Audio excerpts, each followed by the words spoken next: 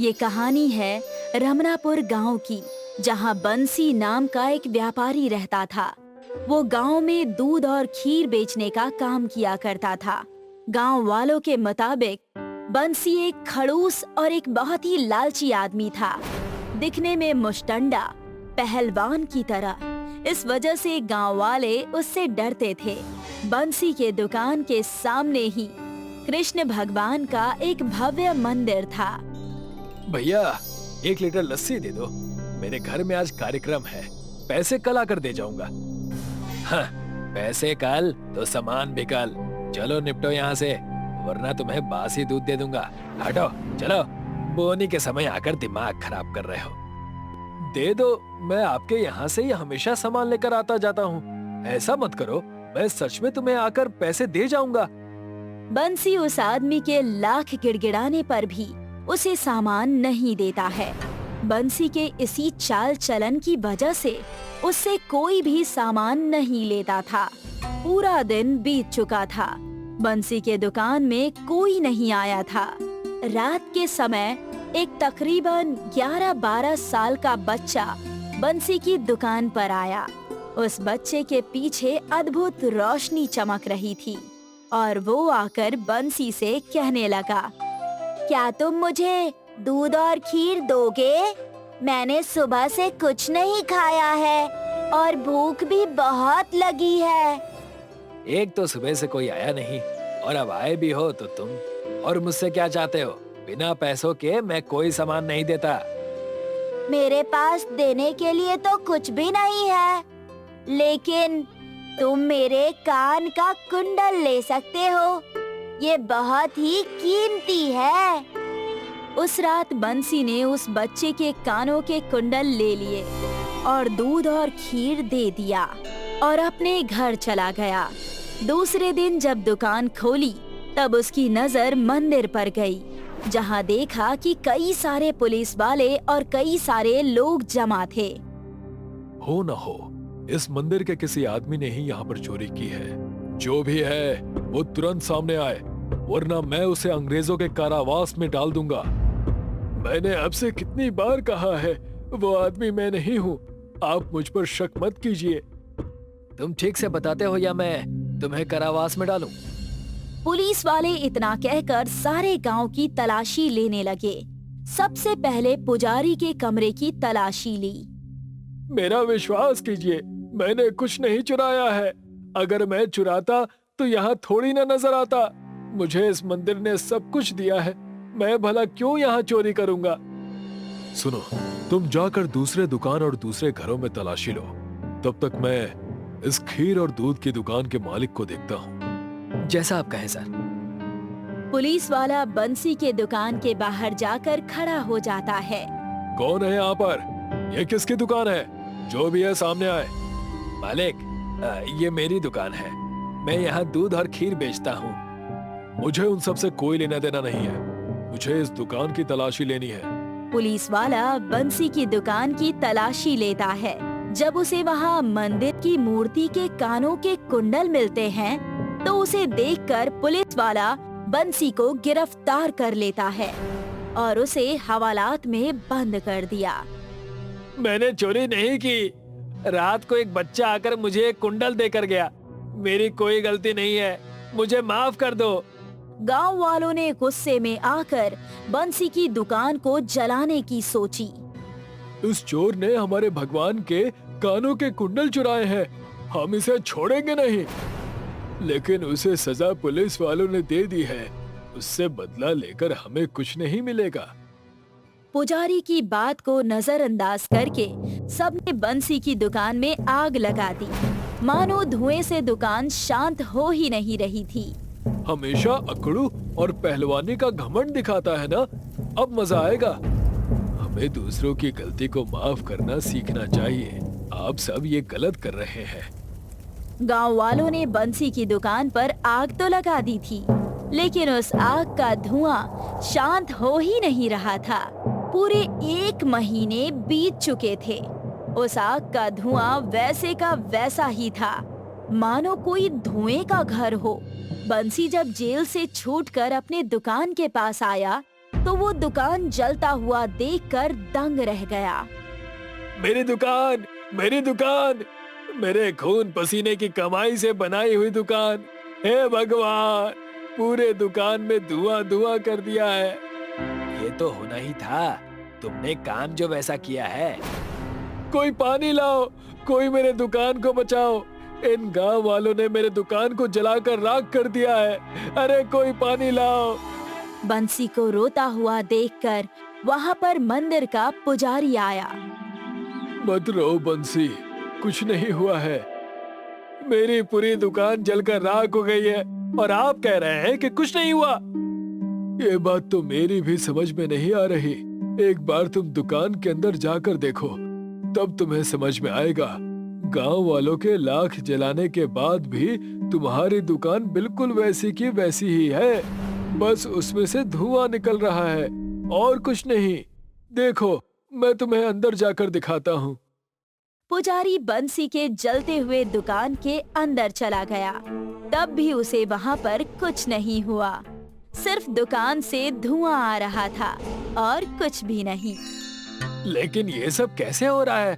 मुझे तो कुछ समझ में नहीं आ रहा है कि ये कैसी माया है। बंसी भी अपने दुकान के अंदर गया और वहाँ जाकर देखा कि कोई सामान नहीं चला है। बंसी को वापस आता हुआ देख ये गांव छोड़कर चले जाओ। मैं नहीं चाहता कि कोई चोर हमारे गांव में रहे। मंदिर से सामान चुराते वक्त तुझे शर्म नहीं आई? अब क्या करने आए हो मेरी दुकान पर? तुम सबसे तो बात करना ही बेकार है। मैंने कोई चोरी नहीं की है। मैं तुम सबसे कितनी बार कह चुका हूँ। हमें कुछ नहीं सुनना, तुम्हें गांव से बाहर जाना ही होगा, चाहे जो हो जाए। इसीलिए हमने पुलिस को भी बुलाया है। पुलिस वालों ने जैसे ही ये बात सुनी, उसे गांव से बाहर निकालने लगे। अब दोबारा इस गांव में अगर नजर आए तो तुम्हारी टांगे तोड़ दूंगा। मैंने सुना है कि अपने दुकान का दूध और घी खाकर बड़ा पहलवान बन गया है तू। अब कहीं और जाकर दूध और खीर खाना। पुलिस वाले जबरदस्ती बंसी को गांव के बाहर ले जाने लगे। उतने में ही वहाँ पर जोरों की हवाएं चलने लगी और उस बच्चे ने कृष्ण भगवान का रूप लिया और वहाँ प्रकट हुआ। रुक जाओ, आप सब बंसी को कहाँ ले जा रहे हो? इस बंसी ने आपके मंदिर से आपकी आभूषण चुराए हैं। आप सब जो कह रहे हैं वो बिल्कुल गलत है। हर रात की तरह पुजारी जी मेरे लिए खीर और दूध का भोग लगाते हैं। उस रात उन्होंने मेरा भोग नहीं लगाया, इसी वजह से मैं भूख के कारण बंसी की दुकान पर चला गया और मैंने उससे दूध और खीर ले ली और बदले में अपना कुंडल दे दिया। उस रात जल्दबाजी के कारण मैं वो भूल चुका था। ये बात सच है। वो आप थे? मैं ये सोच ही नहीं सकता। इतना बड़ा पाप मैंने कैसे कर दिया? मैंने आपसे पैसे कैसे ले लिए? क्षमा करना प्रभु, मुझे क्षमा करना। इसमें क्षमा मांगने जैसी कोई बात नहीं है। तुमने ये सब अपना दुकान चलाने के लिए किया। हमें क्षमा कर दीजिए प्रभु, हमने इतना बड़ा पाप कर दिया। बंसी के बारे में ना जानते हुए भी हमने उसकी दुकान जला दी। तुम बंसी से ही क्षमा मांगो। मैं आपका कैसे धन्यवाद करूं प्रभु? आपने मेरा जीवन सफल कर दिया। आपने मेरा जीवन धन्य कर दिया। तथास्तु, हमेशा खुश रहो और दूसरों की मदद करते रहो। कृष्ण भगवान वहाँ से अदृश्य हो गए। रतन सिंह के यहाँ आज सुबह से ही भीड़ लगी थी। उसकी पत्नी विमला ने 2 सर वाली एक लड़की को जन्म दिया था। रतन सिंह को एक तो गरीबी पहले से ही घेरी हुई थी और ये विचित्र लड़की का जन्म उसे और हताश कर रहा था। खैर, 3 साल तो जैसे तैसे कट गए, लेकिन अब उस लड़की को भी समस्या होने लगी। एक को नींद आती तो दूसरी को जागने का मन करता। सुविधा के लिए दोनों सर का अलग अलग नाम रखा गया। एक सोना जो शांत स्वभाव की थी, दूसरी मोना जो गुस्सैल थी। एक ही शरीर होने के कारण दोनों को काफी मुश्किलों का सामना करना पड़ता था। विमला, आज मैं सोना और मोना को स्कूल में दाखिला दिलाने के लिए गया था, लेकिन हेडमास्टर ने एडमिशन लेने से मना कर दिया। बोले कि अगर परीक्षा पास करेगी तो सर्टिफिकेट किसके नाम का होगा। अगर दोनों का दिमाग लगेगा तो एक सर्टिफिकेट ही क्यों? और अगर 2 दिमाग लगाकर एक परीक्षा पास करता है तो ये दूसरे छात्रों के साथ अन्याय होगा। पता नहीं इनका क्या होगा। पापा, अब हम कैसे पढ़ेंगे? यहाँ भी कोई हमारे साथ नहीं खेलता, सभी हमारा मजाक उड़ाते हैं। हाँ मेरे बच्चों, मुझे मालूम है हम गरीब आदमी का मजाक सारी दुनिया उड़ाती है, और तुम लोगों के साथ तो नसीब ने ही मजाक किया है। मैं तुम्हें पढ़ाऊंगा। समय गुजरने के साथ साथ सोना मोना भी बड़ी हो गई। आज उनका 18वां जन्मदिन था, लेकिन एक सप्ताह से माँ विमला बहुत बीमार थी, इसलिए घर में जन्मदिन की कोई चहल पहल नहीं थी। बेटी सोना मोना, मैं अब जिंदा नहीं रहूंगी ज्यादा दिन, अपने पिताजी का ख्याल रखना। नहीं माँ, ऐसा क्यों बोल रही हो? देखो माँ, ये सोना से तो मैं पहले से ही परेशान हूँ, उस पर आप हमें छोड़कर जाने की बात करती हो। मैं शायद तुम्हारे पिताजी से भी ना मिल सकूं। मुझे माफ कर देना बेटी, गरीबी के कारण तुम्हें कुछ न दे सकी। माँ, तुम्हें हम मरने नहीं देंगे। चलो मोना, वैद्य जी को बुलाकर लाते हैं। अभी सोना मोना घर से निकल ही रही थी कि बाहर साइकिल से वैद्य जी कहीं जाते हुए नजर आ गए। वैद्य जी, ओ वैद्य जी। अरे सोना मोना, इतनी घबराई क्यों हो? सब ठीक तो है ना बिटिया? चाचा, वो माँ बहुत बीमार है, हम आपको ही बुलाने जा रहे थे। अब नहीं बचूंगी भाई साहब। कुछ नहीं होगा आपको। सोना मोना बिटिया, ये दवाई मैं लिख कर दे रहा हूँ। महंगी दवा है, लेकिन इसको खाते ही 2 दिन में विमला भाभी ठीक हो जाएंगी। लेकिन 2 दिन के अंदर ये दवाई नहीं मिली तो फिर भगवान ही मालिक है। शाम में रतन सिंह आता है। सोना उन्हें सारी बात बताती है। रतन सिंह आधी रात तक सभी जगह पैसे की व्यवस्था के लिए जाता है, परंतु कहीं से मदद नहीं मिलती। हताश घर लौट आता है। रतन सिंह सुबह शहर में काम ढूंढने जाता है। उसके साथ सोना मोना भी चल देती हैं। वहीं उसकी मुलाकात सर्कस के एक मैनेजर से होती है। वह सोना मोना को देखकर अपने सर्कस में काम पर रख लेता है और उन्हें एडवांस पैसे देता है। वो उस पैसे से दवा लेकर घर आ जाते हैं। विमला 2 दिन में ठीक हो जाती है। सोना मोना प्रतिदिन सर्कस में जाने लगती हैं। उनके लिए गाड़ी गांव में आती है। उन्हें सर्कस में अजूबा लड़की के रूप में दिखाया जाता है। लोग उन्हें देखकर हंसते हैं। कुछ महिलाएं तो देवी समझकर उनकी पूजा भी करती हैं। एक दिन सर्कस में कुछ लड़के उन्हें पत्थर मार रहे होते हैं। मोना उन्हें भला बुरा कहती है। तभी एक लड़का जोर से पत्थर फेंककर मारता है। मोना अपना सिर झुका लेती है। पत्थर सीधा जाकर सोना के सिर पे लगता है और वह बेहोश हो जाती है। सॉरी सोना, क्या हुआ? उठो ना, हम दोनों कितने अभागिन हैं कि एक दूसरे को देख भी नहीं सकते। क्या हुआ? अरे कोई पानी लेकर आओ। ये लीजिए पानी। सोना मोना को हॉस्पिटल से इलाज करवाकर घर भेज दिया जाता है। रतन सिंह और विमला दोनों निर्णय करते हैं कि कल से सोना मोना सर्कस नहीं जाएंगी। 2-4 दिन में सोना भी ठीक हो जाती है। अब घर में उनका मन नहीं लगता। गरीबी के कारण एक टाइम का खाना खाते थे सभी। पिताजी, आप हमारे पापड़ को दुनिया का सबसे स्वादिष्ट पापड़ कहते हैं ना? हाँ सही, मैं ही तो कहता हूँ। तो क्यों ना हम पापड़ उद्योग ही खोल दें? आइडिया तो बहुत अच्छा है। मैं कल ही पापड़ का सामान ले देता हूँ। रतन सिंह सामान ले आता है। विमला, सोना मोना और रतन सिंह तीनों मिलकर पापड़ बनाने लगते हैं। पापड़ स्वादिष्ट होने के कारण जल्द ही सोना मोना पापड़ की बाजार में धूम मच जाती है। शहर में एक होलसेल की दुकान खोल लेते हैं। सोना मोना पापड़ अब एक ब्रांड बन जाता है। अजी सुनते हो, बेटी 24 साल की हो गई है। अब इसकी शादी के लिए रिश्ता भी ढूंढना चाहिए। मुझे मालूम है, लेकिन उसके लिए लड़का कहाँ से ढूंढूं? कौन करेगा उससे शादी? पंडित गंगाधर से बात कीजिए ना, वे देश विदेश घूमते रहते हैं, सभी को रिश्ते भी बताते हैं। ठीक है, आज ही पंडित जी को बुलवाता हूँ। पंडित गंगाधर आता है। रतन सिंह का बंगला देखकर दंग रह जाता है। ड्राइंग रूम में बैठा कमरे की कीमती चीजों को निहारता रहता है। तभी रतन सिंह कमरे में दाखिल होता है। प्रणाम पंडित जी। खुश रहो बच्चा, कहो कैसे याद किया? पंडित जी, आप तो हमारी बच्ची के बारे में सब कुछ जानते ही हैं। अब वो शादी योग्य हो गई है। आपको तो पता है कि उसी की मेहनत और लगन से आज हम इस मुकाम पर पहुँचे हैं। इसके लिए योग्य वर ढूंढने का कार्य अब मैं आपको सौंप रहा हूँ। प्रणाम बाबा, आप ही हमें पार लगाएंगे। बहुत आशा से हम आपको ये काम दे रहे हैं। आपकी दया से हम सबका उद्धार हो जाएगा। सदा सुहागन रहो, सबका कल्याण होगा, सब मंगल होगा, जल्दी ही शुभ समाचार मिलेगा। विमला पंडित जी को अच्छी दक्षिणा देकर विदा करती है। पर्दे के पीछे सोना मोना माँ की बात सुन अपने नसीब के बारे में सोच रोने लगती हैं। उनके पास आज क्या नहीं है, गाड़ी बंगला पैसे सब हैं, लेकिन भगवान ने उनके साथ ये मजाक क्यों किया। पापड़ के बिजनेस के सिलसिले में उन्हें न्यूयॉर्क मीटिंग में जाना होता है। वहीं होटल के मालिक प्रीतम सिंह, जो इंडियन होता है, सोना मोना को देखकर रतन सिंह से बोलता है, हेलो सर, मैं इस होटल का मालिक प्रीतम सिंह हूँ। मैं भी इंडिया पंजाब से हूँ। आपकी बेटी को मैंने अभी देखा। मेरा भी एक लड़का है जिसका नाम है सेंटो मिंटो, वो ऐसा ही है। मेरी इच्छा है कि इनकी शादी करा दी जाए ताकि ये सुखी जीवन जी सके। आओ भाई साहब, गले लग जाओ। हम भी इनके लिए योग्य वर की तलाश में थे। सचमुच भगवान के घर देर है पर अंधेर नहीं है। गले लगते ही दोनों की आंखों में आंसू छलक आते हैं।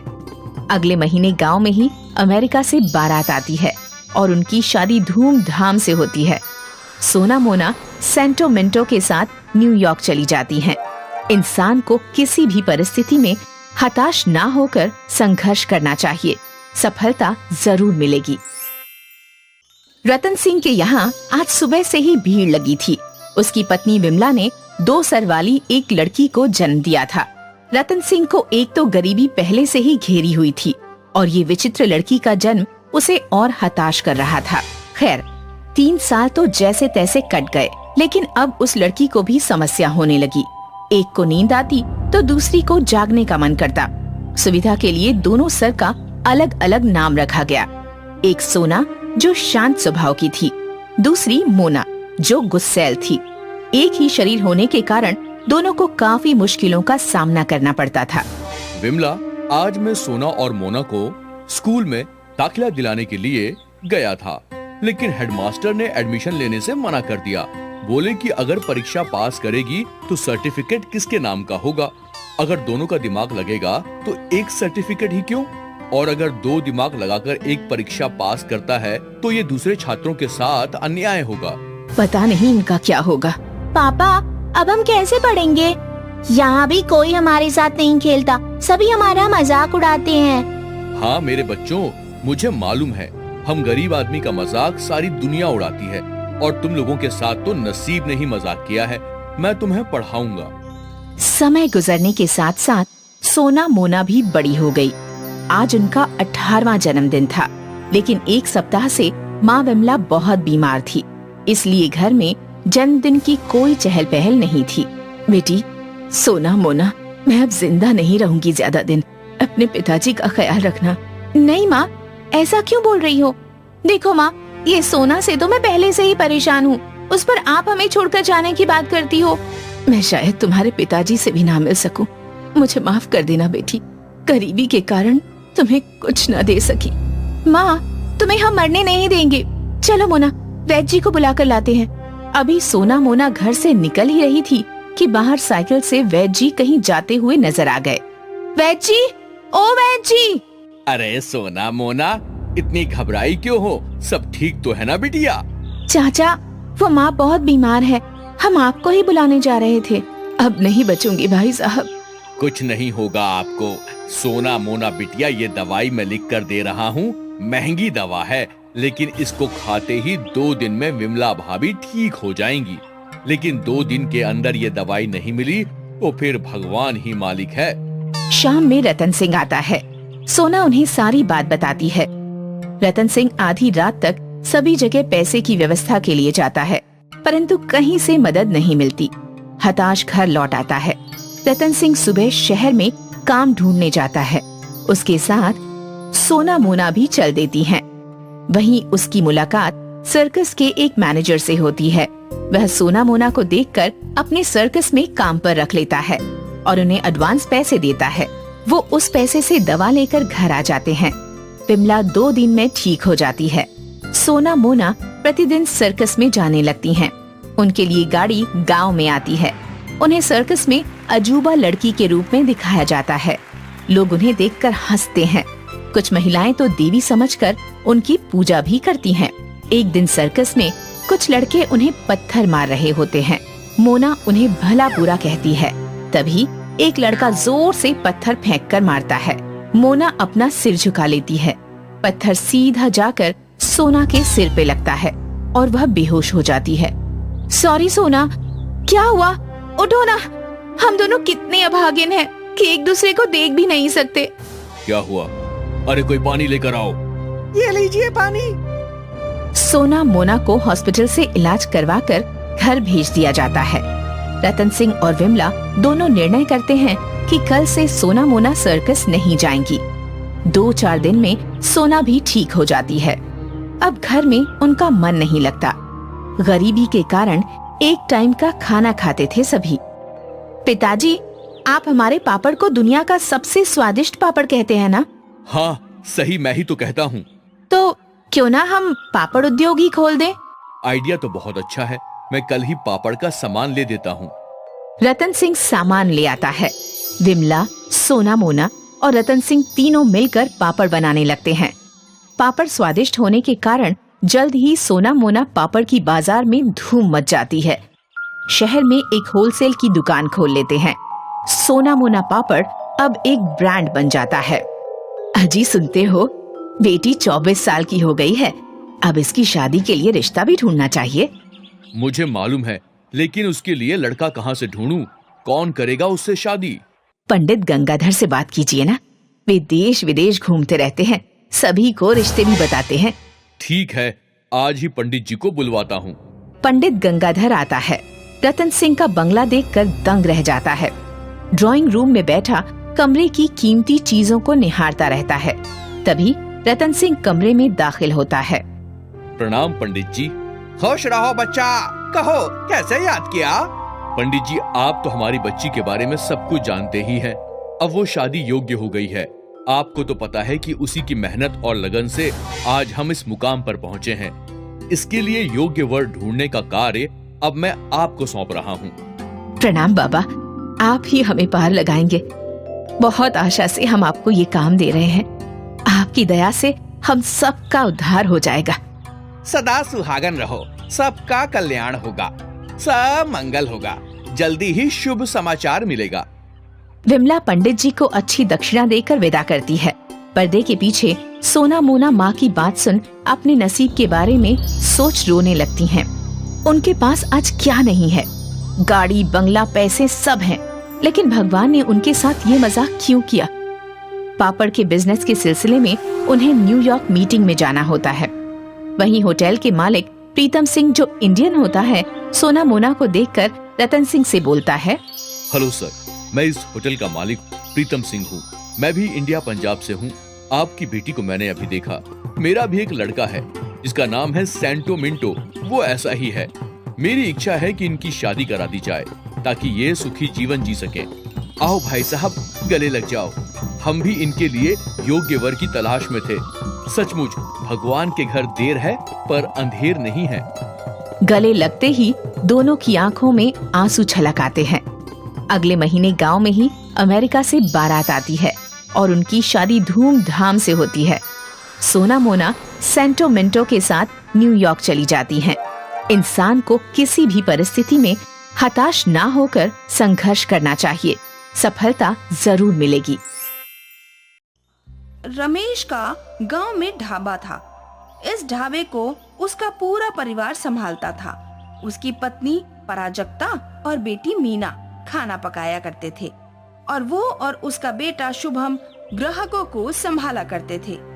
पर गांव में उनका ढाबा कुछ खास चल नहीं रहा था, इसीलिए रमेश परेशान था। प्राजक्ता, ऐसे कैसे चलेगा? हमारे गांव के ज्यादातर लोग शहर में चले गए हैं।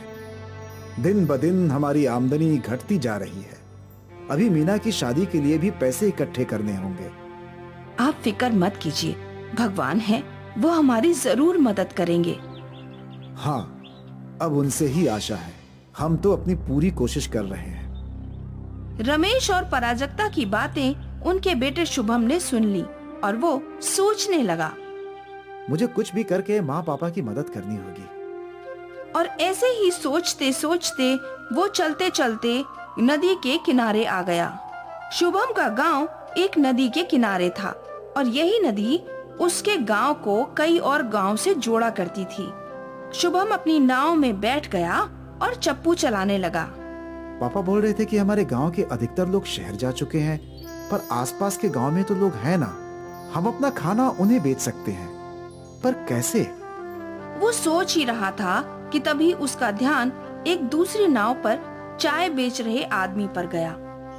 चाय ले लो, चाय चाय, बस 5 रुपए, चाय ले लो। काका मुझे एक चाय देना। शुभम उस नाव के नजदीक गया और उसने देखा कि चाय वाले ने अपनी नाव में चूल्हा लगा रखा था और वहीं चाय बनाकर बेच रहा था। काका ये तो आपने बहुत सही किया है, नाव पर चाय, कमाल है। पहले मैं भी दुकान में चाय बेचता था बेटा, पर इतनी आमदनी नहीं हो रही थी, तो सोचा नाव पर बेचूं और मेरा फैसला सही निकला। अब सुबह निकलता हूँ और एक गांव से दूसरे गांव दिन भर चाय बना बना कर बेचता रहता हूँ। धन्यवाद काका। किस लिए? मेरी मदद करने के लिए। शुभम ने नाव मोड़ ली और वापस अपने गांव पहुंच गया। अब पापा, अब मुझे एक रास्ता मिल गया है। कैसा रास्ता बेटा? आमदनी बढ़ाने का। पापा, हम नाव पर खाना बेचेंगे। क्या? हाँ माँ, अभी मैं नदी पर गया था, वहाँ एक काका नाव पर चाय बेच रहे थे और वो बोल रहे थे कि दिन भर चाय बिकती रहती है उनकी। वो कभी इस गांव में तो कभी उस गांव में चाय बेचते रहते हैं। उनकी आमदनी भी कई गुना बढ़ गई है। पापा, हमें भी उन काका की तरह खाना नाव पर ही बेचना चाहिए। पर ये कैसे होगा? हो सकता है नाव पर छोटा गैस वाला स्टोव लगाकर लोगों को गरम गरम खाना मिलेगा और हम कई गांव में पहुंचकर अपनी आमदनी भी बढ़ा सकते हैं। वैसे आइडिया तो अच्छा है बेटा, हम कोशिश कर सकते हैं। बस कुछ चीजें खरीदनी पड़ेंगी। शुभम का आइडिया उसके पूरे परिवार को बहुत पसंद आया था। वो सब लोग नाव पर ढाबा खोलने के लिए तैयार थे। रमेश और शुभम ने बाजार जाकर छोटे गैस वाले स्टोव खरीद लिए और फिर उन्होंने अपनी नाव पर स्टोव और बर्तनों को सेट कर लिया। यहाँ प्राजक्ता और मीना ने आधे से ज्यादा खाना बनाने की तैयारियां कर ली और फिर सारा तैयार सामान लेकर प्राजक्ता और मीना नाव के पास पहुँचे। सभी ने भगवान से प्रार्थना की और अपनी नाव में निकल पड़े। दूसरे गांव के नजदीक पहुंचते ही खाना, स्वादिष्ट खाना, सब्जी, रोटी, पनीर, दाल, चावल, जो चाहिए सब मिलेगा। रमेश ने नाव किनारे ले ली और कुछ लोग उसकी नाव की ओर आए। अरे भाई, ये नया क्या है? ये नया ढाबा है। यहाँ आपको खाना मिलेगा, वो भी गरम गरम, कम दामों में। अच्छा, क्या क्या है खाने में आपके पास? दाल तड़का, चावल, पराठा, पनीर मखनी, गोभी की सब्जी, रोटी, छोले, पूरी भाजी। अरे बाप रे, इतना सब कुछ! अब मुझे तो 2 पराठे और पनीर की सब्जी दे दो भाई। जी। मीना ने पनीर की सब्जी गरम की और प्राजक्ता ने पराठे बना दिए। कितना हुआ? बस 70 रुपए भैया। अरे वाह, किफायती है। हमारे गांव के होटल में इतने के 120 रुपए लग जाते हैं। दाम सुनकर कई और ग्राहकों ने ऑर्डर दिए। दाल तड़का और जीरा राइस पार्सल कर दो भाई। मुझे 2 पूरी भाजी दे देना। जी भैया। प्राजक्ता और मीना फटाफट खाना बनाने लगी और रमेश और शुभम ग्राहकों को परोसने लगे। पहले दिन ही गांव में उन्हें 8-10 ग्राहक मिल गए। जब ग्राहक आना खत्म हुए तो रमेश ने नाव चलाना शुरू कर दिया। वो लोग अगले गांव रुके और यहाँ भी एक एक करके कई ग्राहकों ने उनसे खाना खरीदा और फिर उसके अगले गांव। ऐसा करते करते शाम तक रमेश का तैरता ढाबा 8 गांव में घूम चुका था। प्राजक्ता, आज एक दिन की कमाई 4000 रुपए हुई है। ये तो हमारे ढाबे पर हफ्ते भर में नहीं होती। हाँ शुभम, तुम्हारा ये आइडिया कमाल का है। अब से हम रोज ज्यादा खाना तैयार करके आएंगे। जी पापा, मुझे यही उम्मीद थी। अब हमें आदमियों की सोचने की जरूरत नहीं है। हमारी मेहनत को दिशा मिल गई है। हमें ऐसे ही मेहनत करना जारी रखना होगा। हाँ। फिर क्या था, रमेश का परिवार रोज कड़ी मेहनत करने लगा। वो लोग नाव से गांव-गांव घूमकर खाना बेचने लगे।